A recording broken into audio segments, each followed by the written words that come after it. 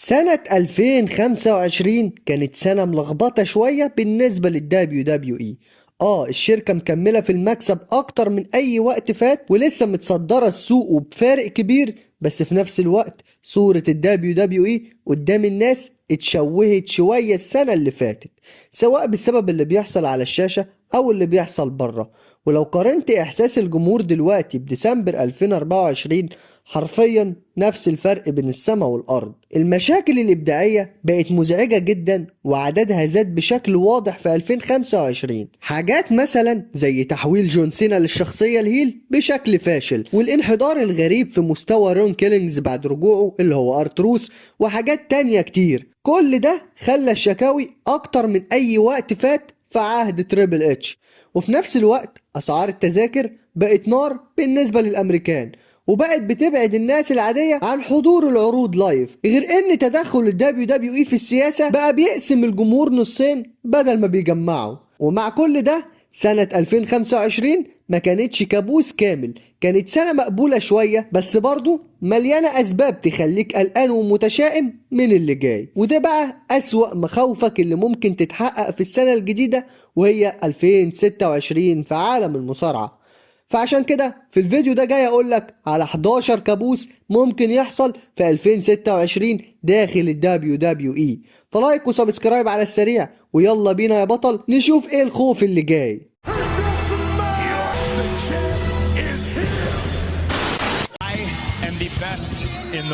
رقم 11، الدرافت الممل. فكرة الدرافت في الدبليو دبليو اي في حد ذاتها لسه حلوة، إعادة توزيع نجوم الرو وسماك داون والان اكس تي وتقديم مواجهات وعداوات جديدة على الورق حاجة تفتح النفس. بس المشكلة إن طريقة الدبليو دبليو اي البايخة والغير مفهومة دمرت الفكرة بالكامل. درافت 2024 كان في الضياع حرفيا، ونفس الكلام يتقال على الدرافت اللي حصل على الضيق في 2025، اللي هو خد إلي نايت عندك في الرو وانا هاخد سامي زين عندي في سماك داون. يا الله يا الله بجد على الجمدان، ده درافت عالمي ما حصلش منه اتنين. الله يرحم ايام درافت 2017 و18. حرفيا الدبليو دبليو اي دلوقتي بتمشي بمزاجها، نجوم بتبدل العروض من غير اي التزام بالعرض بتاعك. المصارعين بيظهروا في اي عرض وفي اي وقت، حتى في العروض المنافسة. وغالبا شكلنا كده هنكمل في نفس القرف ده في 2026. واكيد بخة هيطلع يقولك انتوا هتشوفوا في 2026 روستر قوي، التزام ملوش مثيل، قوانين مش هتتكسر، والهري ده كله، ويجيب لك شوية اساطير يعملوا اختيارات شكلية، وبعدها نفس الناس تظهر في اي مكان يناسبهم او يناسب سيناريو العرض. اعذار كتير ملهاش مثيل والله. مديرين العروض يدخلوا في الحوار، وبعد شوية الكل ينسى اصلا ان المفروض يبرروا الدرافت بين العروض. فحرفيا نفس السيناريو بيتغسل ويتعاد كل مرة. هل ده يمنع ان الناس هتتحمس للدرافت؟ ولا يهمك، الناس هتتحمس برضه، بس الصعب جدا انك تصدق ان الدبليو دبليو اي فعلا هتلتزم بالقواعد. اما رقم 10، العروض بقت اسهل في السكاب. عدد كبير جدا من عروض الدبليو دبليو اي دلوقتي بقت تحصيل حاصل، مش احداث لازم تتشاف. يعني مش لازم تتفرج على العرض كله، حرفيا عروض بقت في الضياع. اما العروض الكبيره زي الرويال رامبل وراس المنيا لسه ليها هيبتها وبنتحمس ليها عادي جدا، بغض النظر عن النتيجه وعن النهايه بتاعت العروض. لكن عندك عروض زي كراون جول وباكلاش وماني ان ذا بانك وراس البلوزه وكل ده اللي حصل السنه اللي فاتت كانت عروض باهته جدا ومش في المستوى. وزود على كل ده عروض ساتردي نايتس مين ايفنت او عروض ساتردي نايتس مين زفت، عروض زباله حرفيا. في وسط كل ده هتلاقي جدول الدبليو دبليو اي مليان محتوى لمجرد ان في محتوى. الله، المشكله كمان ان بيكون عندك عرض شهري مدته من 3 ساعات ل 3 ساعات ونص، وبتحسه 9 ساعات من كتر الاعلانات. يا جدع، ده انا اول مره اشوف اعلانات في عرض شهري. كل ده شفته مع بخه في 2025، وفي الاخر 5 ماتشات بس. فتريبل اتش لازم يوقف الانحدار ده في 2026. الدبليو دبليو اي بقت بتسوق للعروض كأنها هوس شو بكاميرا. العروض كانت من شوية مختلفة وجديدة، دلوقتي فقدت روحها ومصداقيتها حرفيا، خصوصا لما الماتشات تحسها استعراضية اكتر من انها ماتشات مصارعة مصيرية. الدبليو دبليو اي مش محتاجة تبيع العروض زي زمان، لانك اصلا بتتفرج عليها في منصة مدفوعة. بس من منظور الجمهور ده تفكير ممل. العروض ديت بقت نادرا ما تشدك. حتى احسن عرض في السنة كلها كان عرض سيدات وهو عرض ايفولوشن، وتحس كمان انه معمول بسرعة عشان يكسر زخم المنافسين مش اكتر. اما رقم 9، سوء موسيقى الدخول. العلاقة بين ديف ريبل والدبليو دبليو اي بصراحة مش ظابطة خالص. في ايام جيم جونستون وبعده السي اف او موسيقى الدخول كانت من اقوى اسلحة الدبليو دبليو اي، سواء المنافس بقى كان الدبليو سي دبليو او التي ان اي او حتى الاي اي دبليو. فالدبليو دبليو اي كانت ملك السمات الايقونية والباقي كله بيجري وراها. اما دلوقتي الكلام ده انتهى. موسيقى الديف ريبل عبارة عن لوبات بايخة ملهاش شخصية ومتشابهة بشكل يقتل وينقط حرفيا، مملة ما فيهاش روح وما فيهاش ديناميكية خالص، وبقت واحدة من اكتر الحاجات المكروهة في الدبليو دبليو اي ومفيش حد تقريبا بيحبها. وكل ده بيبان اكتر كل سنة في الرويال رامبل بالذات. فليه بجد ليه بجد الجمهور والمصارعين يستاهلوا احسن من كده بكتير. اصل حرام مصارع بحجم فين بالور يبقى ليه موسيقى محدش يعرفها ولا يميزها. ازاي ده يبقى مقبول بقى؟ المشكلة ان ديف ريبل معتمد على نفس الفورمولا القديمة واستخدام جمل المصارعين كأنها افيه موسيقي، وحتى دي مش بتتعمل بإبداع أو بذكاء. حتى مش كلهم وحشين، خلينا نكون واضحين.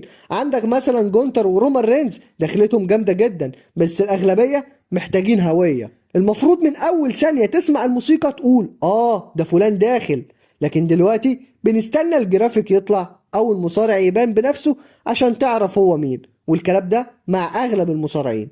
برضو أنا قلت مش كله. عندك مثلا برون بريكر وبرونسون ريد، والله انا لحد النهارده بتلخبط في دخولهم، مبقاش عارف دي موسيقى مين ولا ده مين. وعندك شيماس ودرو ماكنتاير نفس الاغاني القديمه بتاعتهم ترجع من تاني، مش اللي موجودين دلوقتي. فالموسيقى مش كفايه ولازم تتغير. اما رقم 8، سوء الفائزين بالرويال رامبل. لسبب غريب الدبليو دبليو اي بقى صعب جدا عليها انها تختار فائزين كويس للرويال رامبل. الحدث لسه محبوب وهو لسه بداية الطريق لراس المانيا، بس الشركة لازم تخلي بالها جدا من صورته. عندك في 2025 ولا فائز الرجال ولا فائز السيدات تصدروا اي ليلة من راس المانيا 41. وفيديوهات دبليو دبليو اي انريل وضحت التفكير اللي خلاهم يختاروا جي اوسو انه يفوز، والسبب كان ببساطة انهم يعملوا الصدمة. وده مش غلط، ده صح، بس حصل مع الشخص الغلط. والحاجة الإيجابية الوحيدة هي إنهم اختاروا حد جديد، بس زي ما قلت لكم الحد الجديد ده كان شخص غلط تماما. لكن الدبليو دبليو اي زمان كانت ممكن تمشي في السكة الأمان. بس في الآخر جي أوسو وشارلوت فلير كانوا فايزين مفاجئين ومش مرغوب فيهم عند ناس كتير وأنا واحد منهم، وده يفتح باب قلق للسنة الجديدة. الدبليو دبليو اي محتاجة تختار فايزين يخدموا القصص الكبيرة ويشعلوا حماس الجمهور، لأن الرويال رامبل هو بداية الطريق لراس المانيا. لكن موضوع فوز المصارعين الغير مرغوب فيهم بالرويال رامبل موضوع مش جديد. عندك مثلا باتيستا لما رجع في 2014 وفاز بالرويال رامبل، انت شفت اللي حصل بعينك، وكمان شفت اللي حصل بعدها بسنة في 2015 مع رومان رينز. صافرات استهجان ياه ما حصلتش قبل كده. وكمان الحوار ده حصل مع بروك ليزنر قبل كده، واخرهم كان جاي اوسو. فالموضوع مش جديد، ودلوقتي الوقت جه ان الدبليو دبليو اي لازم تفكر كويس وتختار فايزين صح وما تبوظش الدنيا في 2026. فقول لي بقى في الكومنتات تفتكر مين اللي هيفوز بالرويال رامبل في 2026. وبس كده هندخل على رقم 7، الكابوس رقم 7، وهو دفعة سامي زين للمين ايفنت تفشل. لو فتحت اي عرض سماك داون في اخر 2025 غالبا هتلاقي سامي زين بيقدم من احسن الماتشات في الشركة. سلسلة التحدي المفتوح على لقب الولايات كانت عظيمة جدا، وقدم ماتشات قوية جدا قدام جون سينا، ري فينيكس، كارميلو هيز، جيفون ايفنز، اليستر بلاك، وشينسكي ناكامورا. فواضح جدا ان في دفعة بطيئة ومحسوبة لسامي زين ناحية لقب العالم، وده حلم كبير جدا لسامي زين خصوصا بعد اللي قاله في عرض سماك داون الاخير. بس السؤال هنا، هل سامي زين ينفع يبقى بطل عالم محبوب ولا لا؟ بس هيبقى كابوس حقيقي لو موهبة وشغف زي سامي زين فشلت في الدور ده. بس برضو الاحتمال موجود، في ناس لسه بتسميه سامي هوجن، وده بيوضح قد ايه ان في ناس مش فاهمة سامي اصلا. الجمهور كمان عنده عادة وحشة، انا بتكلم على الجمهور الامريكي، خلي بالكم، بيقعد يطالب بحاجات سنين وسنين ولما تحصل يقلب عليها. جمهور تحسه انه جمهور تعبان في دماغه. ولكن سامي اثبت على مدار سنين انه مرن وموثوق فيه، وتريبل اتش عارف دلوقتي ان دفعه اللقب العالم خيار واقعي، بس في ناس مش طايقاه اصلا، واي فوز له هيشوفوه نفخ بالزياده، وده ممكن يولد كراهيه حقيقيه لو قرب من لقب العالم. ولكن انا ذات نفسي جدا ان اشوف فخر العرب سامي زين يكون بطل عالم جديد في 2026. اما رقم 6 ذا روك يلعب بديله تاني. وجود ذا روك في الدبليو دبليو اي يا اما متعه فوضويه زي ما حصل في قصه البلاد لاين مع كودي رودز في 2024، يا اما صداع وخراب زي اللي حصل في 2025. دوره في تحويل جون سينا للشخصيه الهيل وبعدين اختفائه كان سيء جدا، بس اللوم الاكبر على الكتاب، لان الدبليو دبليو اي كانت عارفه انه مش هيظهر في راس المنيا قبلها ب6 اسابيع، وبرضه سابوا الباب مفتوح، والنتيجه تدخلات ترافيس سكوت المقرفه، ومفيش باي اوف حقيقي. ولو بتكره ذا روك هتقول لازم يتحط له الجام، بس الحقيقه هو عضو في مجلس اداره التي كي او واعلى من تريبل اتش ذات نفسه، ولو عايز يتدخل مفيش حاجه تريبل اتش يقدر يعملها، وده يخلي احتمال تكرار السيناريو ده يحصل تاني عادي جدا، خصوصا مع فشل فيلمه الاخير. والخوف هنا ان الروك ممكن يكسب الرويال رامبل ويتحدى كودي رودز وبعدين يغير رايه، يقول لك ده انا ورايا تمثيل وورايا فيلم فمش هقدر العب الحدث الرئيسي راس المنيا، اجلها بقى المره تانية، بقى انا كسبت الرويال رامبل على الفاضي. يا بجد يا على الكوارث اللي هتحصل بعدها، مش عايز اقول لك. فيا ريت بجد يا ريت الروك ما يحشرش مناخيره تاني في السيناريوهات، عشان كده كتير قوي.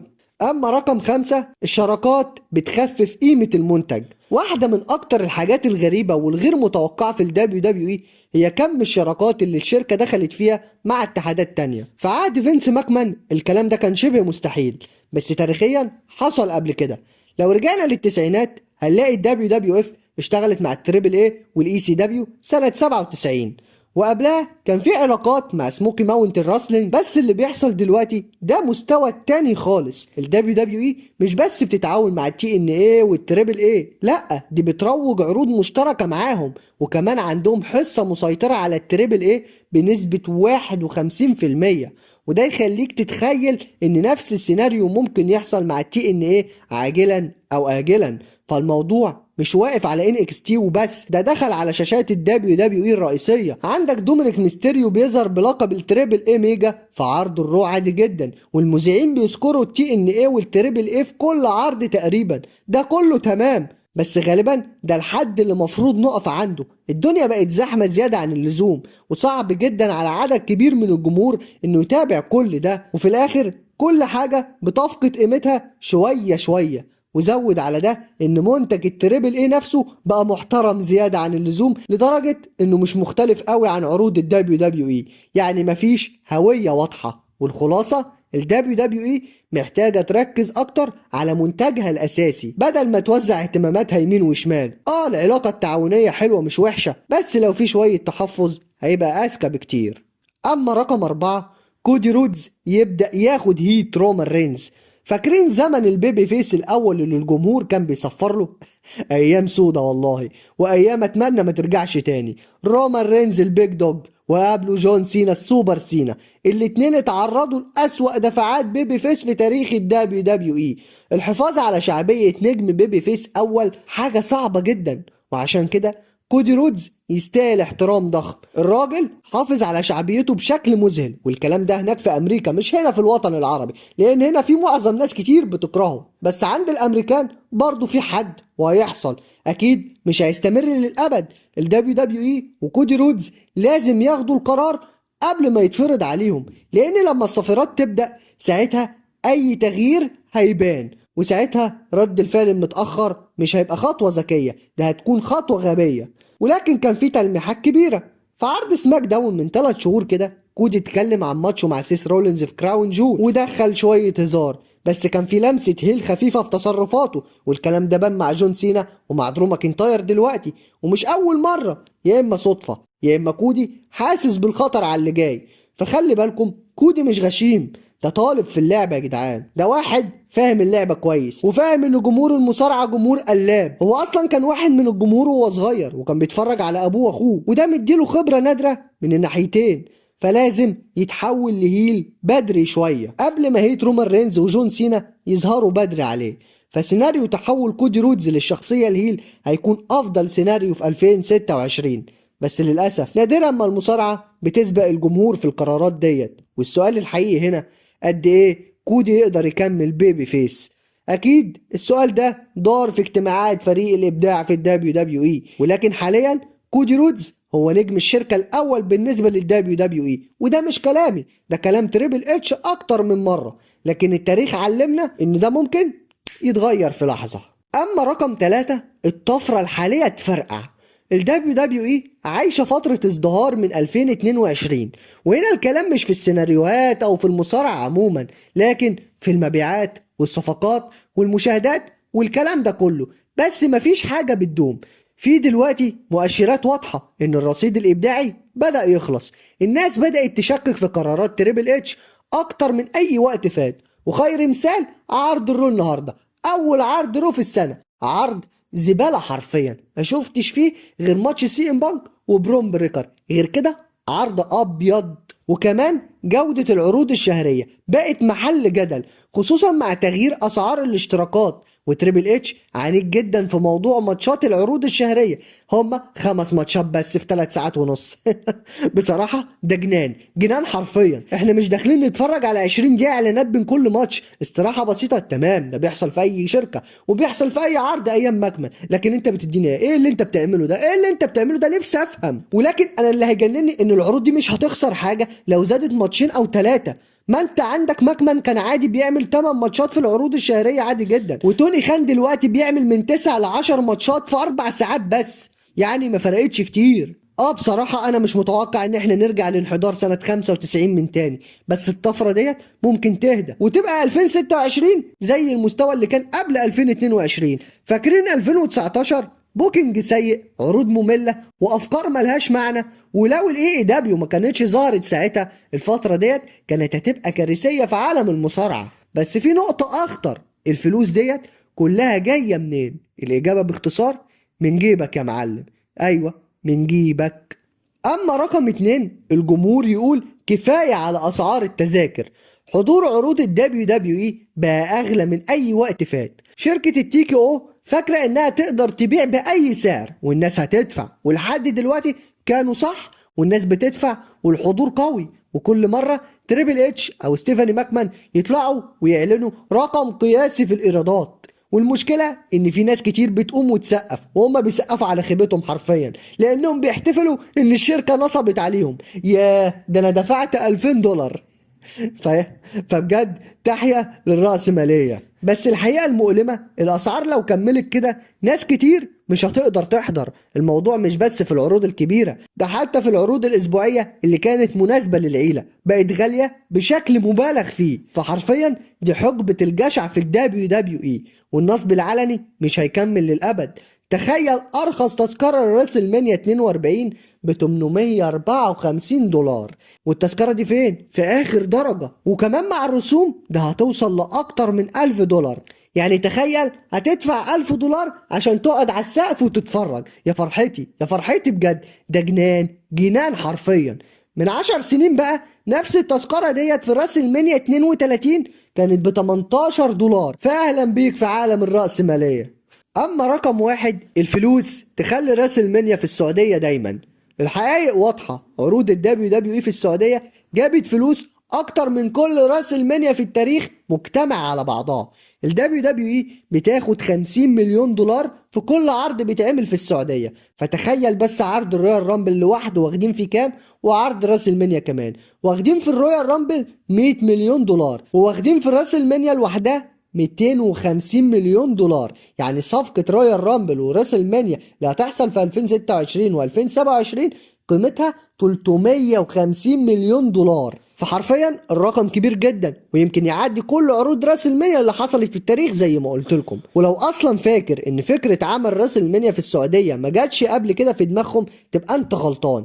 الدبليو دبليو اي دلوقتي تحت ادارة التيكي او مش بتفكر في الجمهور ولا في المدن ولا في الذكريات، هي بتفكر في الفلوس وبس. ولو قدروا يعملوا كده من غير خسارة كبيرة، فراسل مانيا في الرياض او في جدة ممكن تبقى حاجة متكررة على طول، ومن منظور جمهور أوروبا وأمريكا فده كابوس حرفيا، عشان في ناس كتير بتخلي أجازاتها السنوية على راس المنيا، ولما تعمل لي بقى أنت راس المنيا في السعودية فهنا التكلفة بقت نار حرفيا على الأمريكان والأوروبيين، ومفيش ضمان حتى إنك تلاقي تذكرة.